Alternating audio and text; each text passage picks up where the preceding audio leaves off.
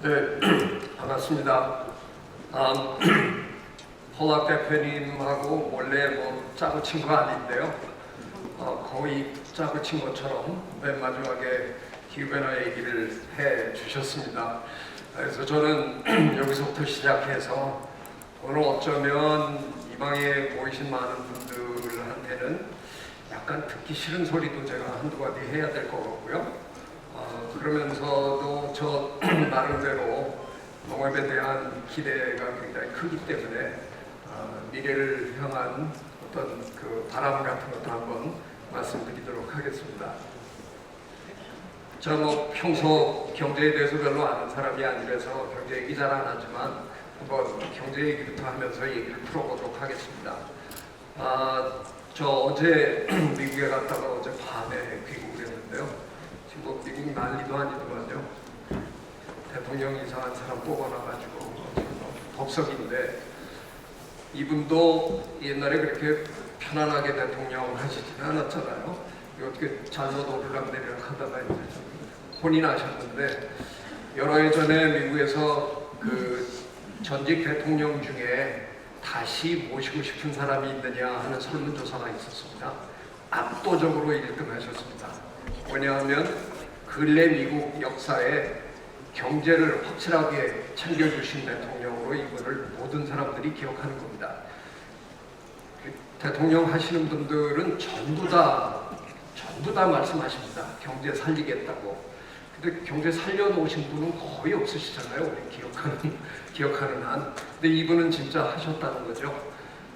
그 무렵에 저는 미국에서 살고 있었는데요. 미국에서 이 당시면은 제가 아마 학위를 마치고 대학 교수가 막 됐을 때인가 이랬을 텐데 TV를 보면서는 아무 얘기나 마켓도 안 잡혀가잖아요. 저 한 사람 옆에 앉아 있는데 나와서 저 후보로 나왔는데 참 촌스럽더라고요. 그래서 야, 제가 대통령 되면 내가 목숨을 끊겠다고 했는데 대통령이 돼버렸어요. 남부 사투리 찍찍 쓰면서 정말 무식해 보이는데 못 견디겠더라고요. 근데 전세를 역전시킨 게 그 스태프들이 이 말을 만들어내면서 성공하기 시작한 겁니다. 바보들아, 결국은 경제 아니냐. 내가 경제 하나만큼은 확실하게 챙겨주겠다. 그래서 미국 대통령이 되셨습니다. 근데 왜 이렇게 경제를 살린다는 게 이렇게 힘든 건가요? 우리 몇 년 전에 아주 큰 경험을 했습니다. 월스트리트에서부터 시작한 금융위기 때문에 전 세계가 하루아침에 그냥 굉장한 경제 위기에 빠져들었습니다. 기껏해야 회사 하나가 넘어졌는데 서프라임 모기지스라는 회사 하나가 넘어졌는데 왜 다른 회사들이 줄줄이 도미노 현상을 일으키면서 세계 경제 전체가 다 흔들려야만 하느냐. 이 사건을 두고 제일 놀란 사람들이 누구냐 하면 경제학자들이었습니다.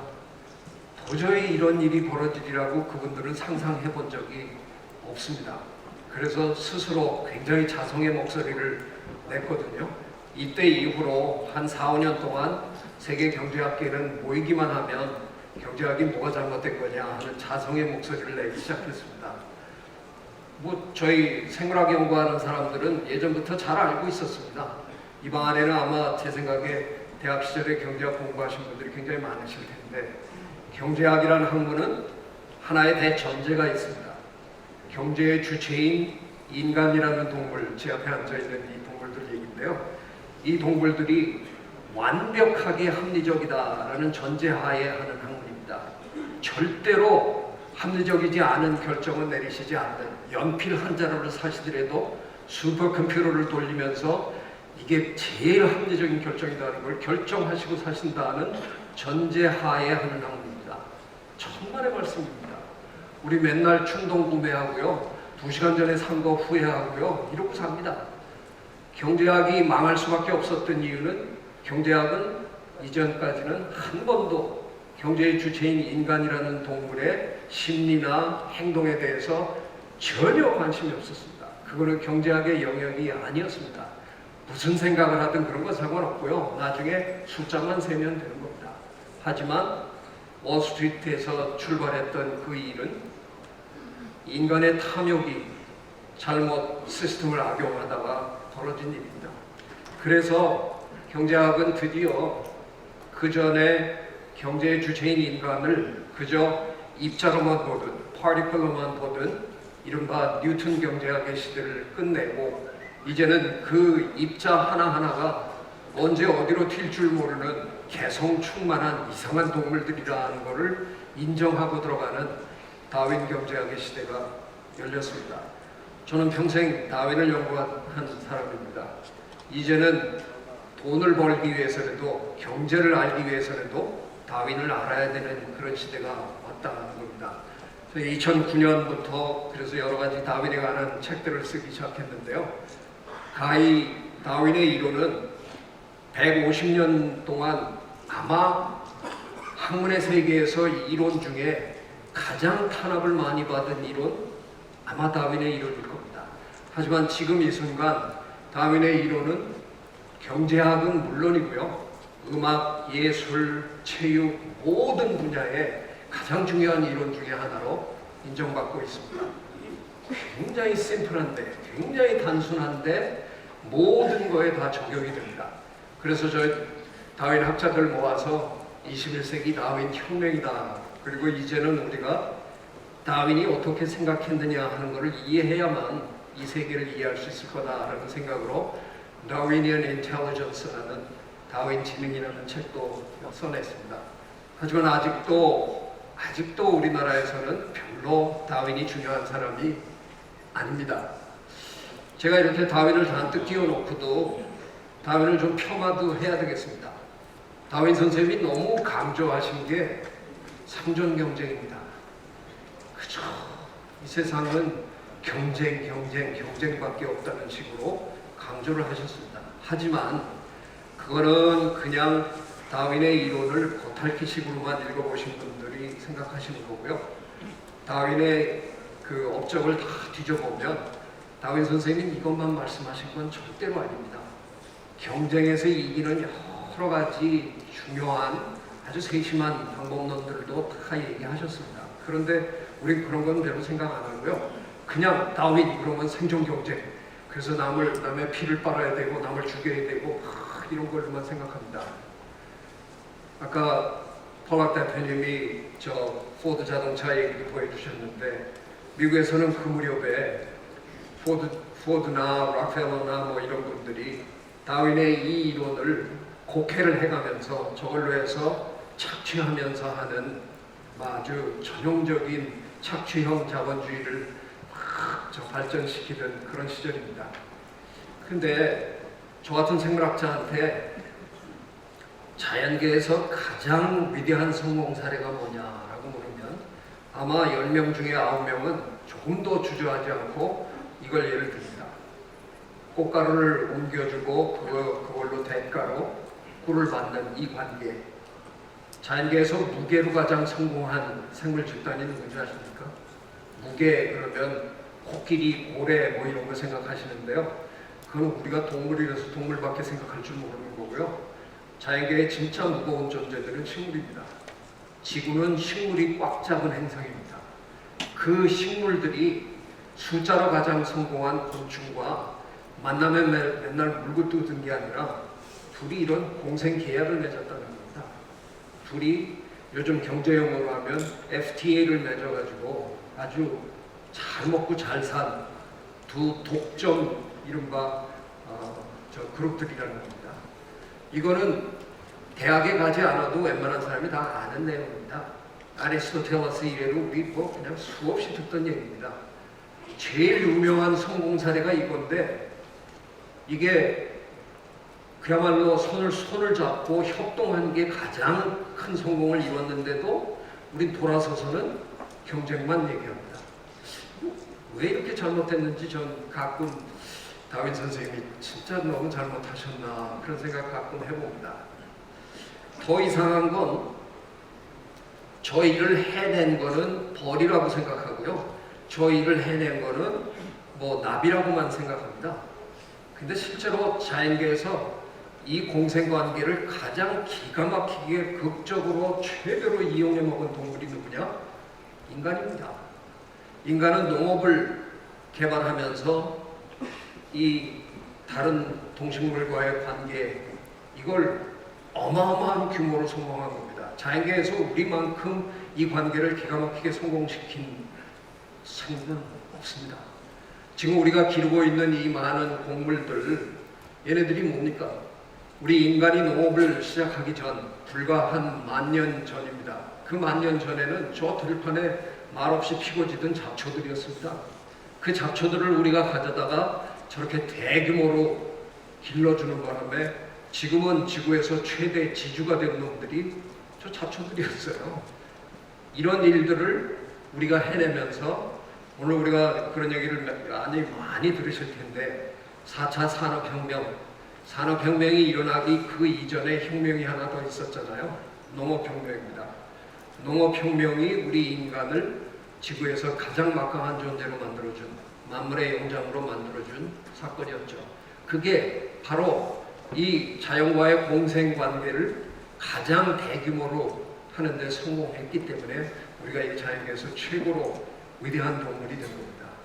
근데 오늘 제가 쓴소리를 하나 드려야 되는 게 나중에 또 기회가 있으면 한마디 더 하겠지만 우리 인간한테는 잠시는 기가 막히게 좋은 일이었는지는 모르겠는데요.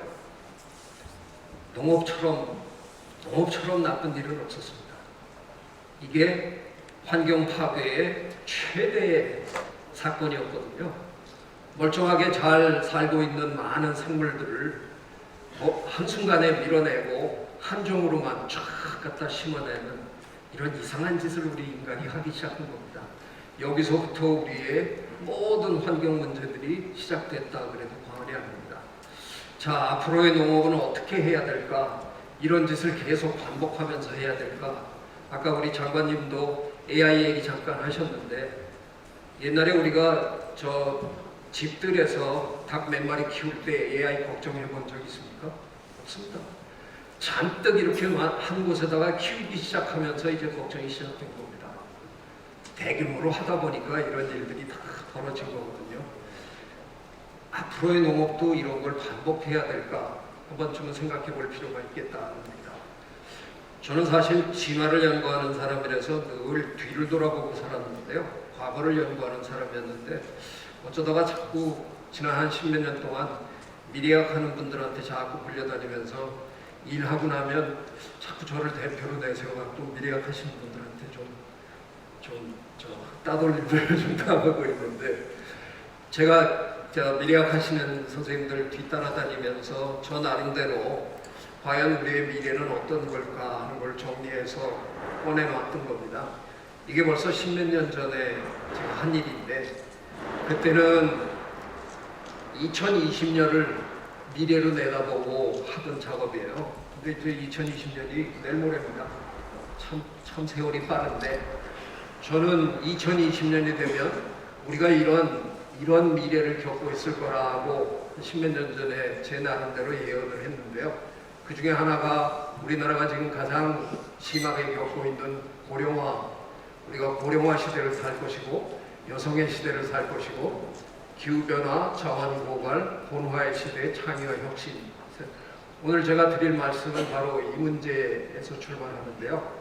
기후변화, 우리가 그 전에 기후변화라는 현상을 겪기 전에도 지구는 여러 가지 환경 문제를 걱정하고 환경 문제로 고생을 했습니다.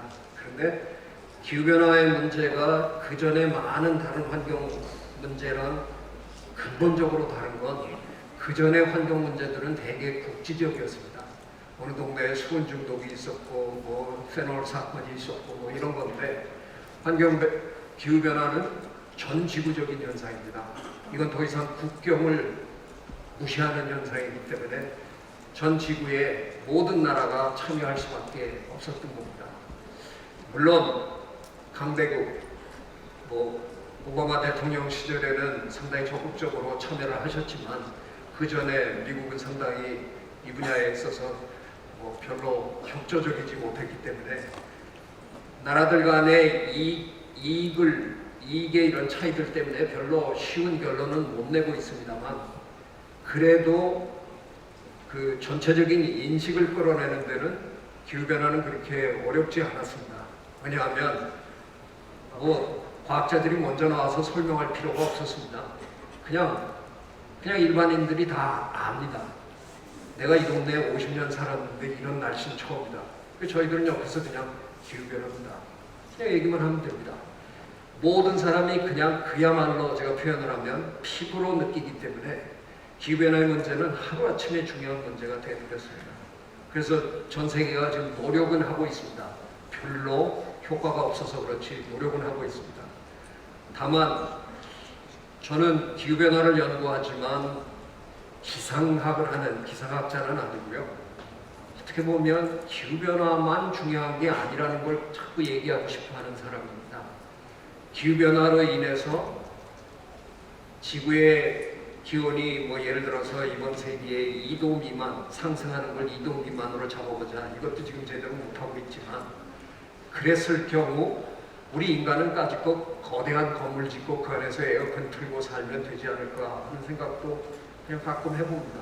다만 문제는 뭐냐, 우리처럼 에어컨디셔닝 테크놀로지를 갖고 있지 않은 저 밖에 그 수많은 식물들, 동물들은 그냥 무참히 사라질 거라는 겁니다.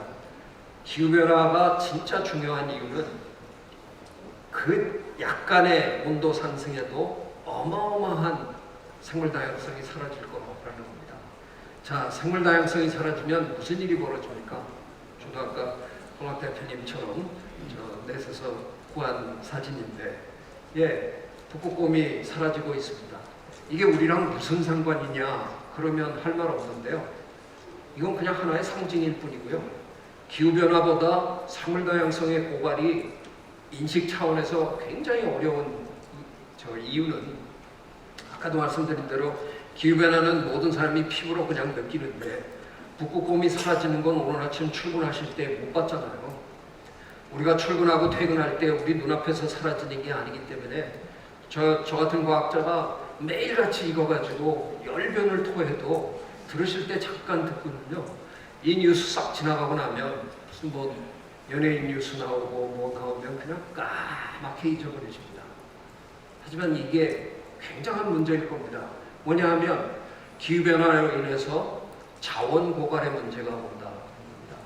이 기후변화랑 자원 고갈의 문제가 합쳐지면 그때는 우리가 진짜 걷잡을 수 없는 어마어마한 대재앙으로 빨려 들어갈 거라는 겁니다. 자, 자원 고갈의 문제, 많은 분들이 아까 폴락 대표님도 에너지 얘기하셨고요. 우리가 제일 먼저 걱정한 게 석유 문제로 걱정했습니다. 석유, 석탄 문제로. 그 다음에 물 부족 때문에 굉장히 많은 걱정을 했고요. 최근에 들어서 많은 사람들이 식량이 아마도 굉장히 중요한 자원일 거다 그랬는데요. 그 순서는 원래는 에너지, 워터, 푸드 순서로 많은 분들이 걱정하셨는데 제가 어느 날 이 순서를 좀 뒤바꿔 봤더니 푸드를 제일 앞에다 놓고 푸드, 에너지, 워터 하고 난 다음에 이니셜을 딱 따면 few가 됩니다. few. 별로 없네, 부족하네, 그런 뜻입니다. 제가 저 제목으로 책을 쓰겠다고 미국 출판사에 지금 약속한 지가 10년이 넘었는데 맨날 이런 데 불려오다가 지금 아직 책을 못 썼습니다. 근데 이걸 순서를 뒤바꾸게 된 가장 큰 이유는 뭐냐? 식량이 대한민국의 제일 중요한 이슈일 거라는 생각을 하기 때문입니다. 석유는 우리나라 한 방울도 안 나지만 우리 석유 없이도 산업 이만큼 발전시켰습니다. 석유에 대한 맷집은 대한민국이 굉장히 좋은 나라입니다. 자, 물 부족하다. 유엔이 규정한 물 부족 국가다. 이거 무지 많이 들으셨을 텐데요. 그 새빨간 거짓말입니다.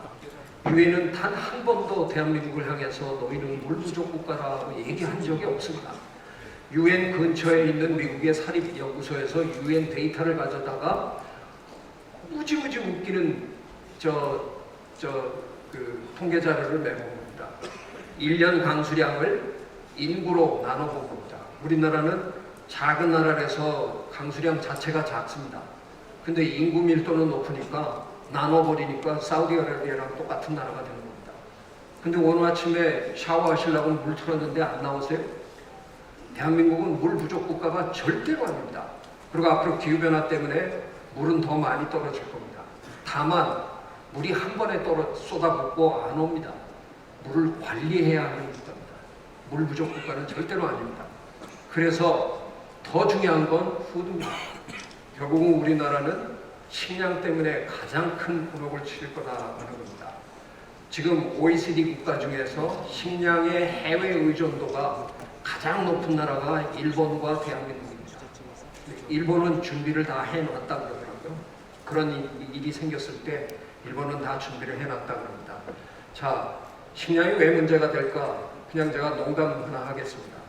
미국의 치즈값이 들먹인다 그럽니다. 도대체 왜 미국의 치즈값이 들먹일까? 예, 이 사람들이 치즈 맛을 알기 시작했답니다. 우리 바로 옆에 있는 나라 분들인데 저 양반들이 그렇다고 해서 매일 저녁에 와인 꺼내놓고 치즈 잘라서 이렇게 먹고 지낸다는 거 아닙니다.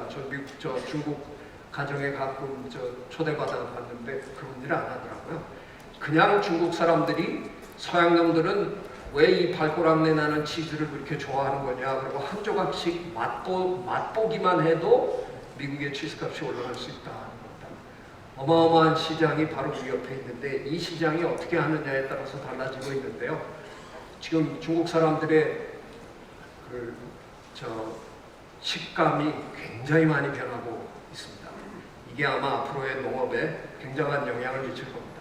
자, 전 세계적으로 보면 인구가 급속도로 증가하고 있는 거죠. 아까도 제가 말씀드린 대로 우리 인간이 농업을 하기 전에 불과 한 만여 년 전쯤에는 우리 사실 진짜 별 볼 일 없는 원숭이 중에 영장류 중에 하나였어요. 저 아프리카의 초원에 빌빌거리고 돌아다니고 가끔가다 일어서가지고 사자어나 이렇게 도망다니고 뭐 이러던 진짜 별 볼 일 없는 영장류의 한 종이었는데 오늘날 농업을 개발하면서 우리가 정말 막강한 존재가 된 겁니다.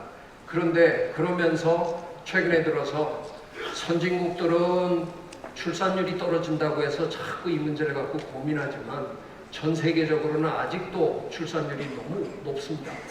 그래서 10억씩 늘어나는데, 빌리언씩 늘어나는데 그 시간이 전에 12년이 걸렸다가 지난 10억은 11년밖에 안 걸렸고요. 이번 70억에서 80억 되는 데는 10년밖에 안 걸릴 거라고 봅니다. 자, 그런데 문제는 뭐냐?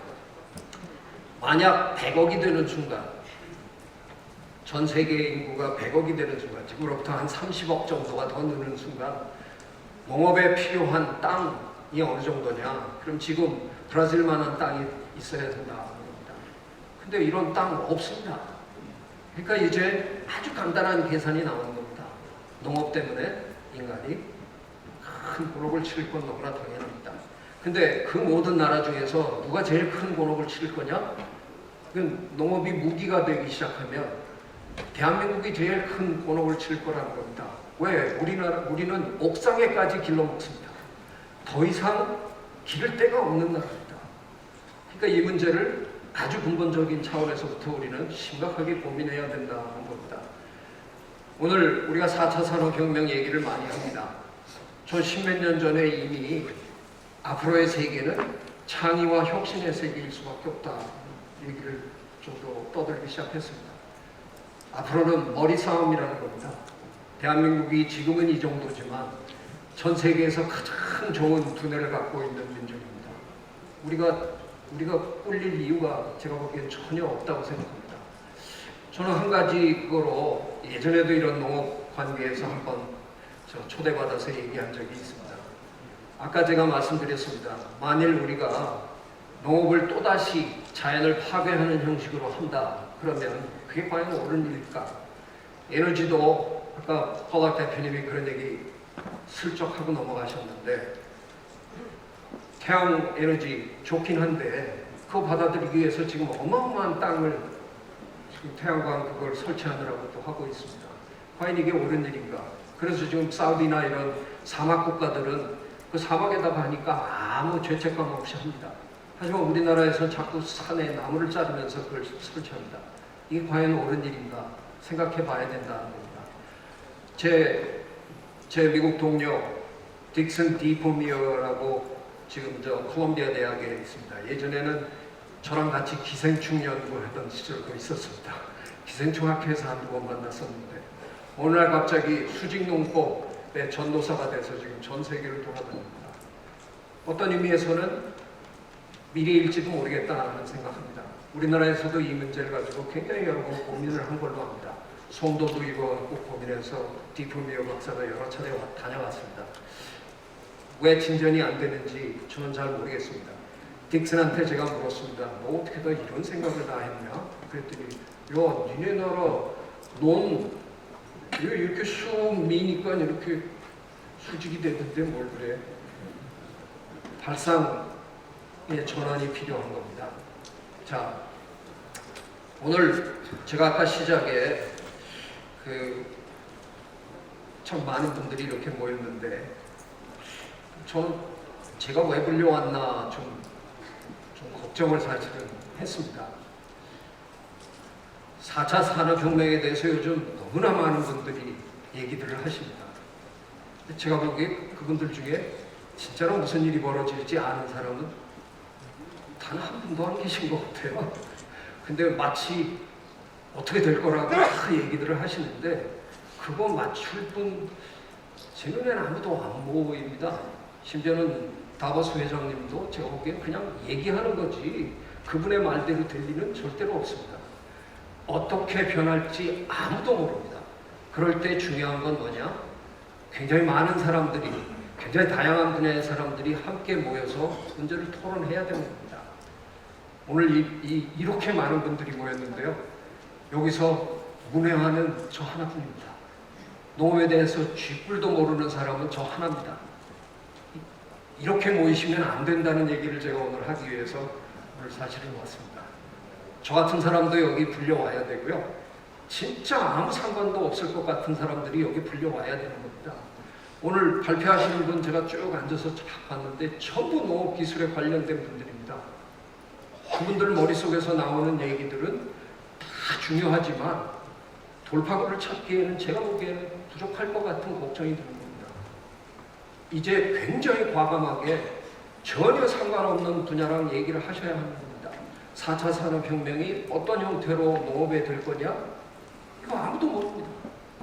그래서 저는 그런 오늘 어떻게 보면 제 앞에서 폴락 대표님도 몇 말씀 해주셨는데 대표님이 말씀하신 내용은 오늘 진짜 토론에 들어갈 내용하고 그렇게 크게 연결미가 그렇게 많지 않더라고요. 대표님은 어떻게 보면 작은 농민들, 걱정들 이런 것들이 앞으로 인류의 미래에 어떤 영향을 미칠 것인가 그런 얘기들을 주로 하셨습니다. 근데 오늘 오후 내내 그 얘기 어느 세션에도 안 벌어지는 내용이거든요. 근데 대표님이 하신 바로 그 말씀이 어떻게 보면 진짜로 중요한 얘기거든요. 그런 것들을 하려면 굉장히 다양한 분야랑 농업기술 분야가 이제 얘기를 시작할 때가 됐다는 겁니다. 저는 대한민국이 이 문제를 풀어낼 거라고 거의 확신하고 있습니다. 왜? 우리가 가장 어려운 위치에 놓여 있기 때문에요. 농산물은 WTO에도 제대로 적용받지도 못하는 분야잖아요. 자국민을 먹이는 게 중요하다 그러면 끌려 들어가지도 않습니다. 잔뜩 쌓아놓고 곳간에다가 엄청나게 쌓아놓고도 우리나라가 먹일 것도 만만치 않아서요. 이러고 안 팔면 우리는 반도체에서 어마어마한 돈을 벌어가지고도 그 돈을 지게에다 싸질러지고 가서도 못 싸웁니다. 대한민국은 대한민국 안에서 식량 문제를 해결해야 될 겁니다. 그런 문제들을 우리가 심각하게 고민해야 됩니다. 그냥 4차 산업혁명에서 무슨 변화들이 일어날 텐데 이거를 어떻게 발맞추느냐가 중요한 게 아니라 제가 보기에는 진짜로 중요한 게 뭔지를 먼저 파악하고 그게 4차 산업혁명에서 어떤 걸 우리가 끌어다가 갖다가 맞춰서 우리 문제를 풀어낼 거냐 하는 걸 저는 아주 심각하게 고민해야 된다고 생각합니다. 감사합니다.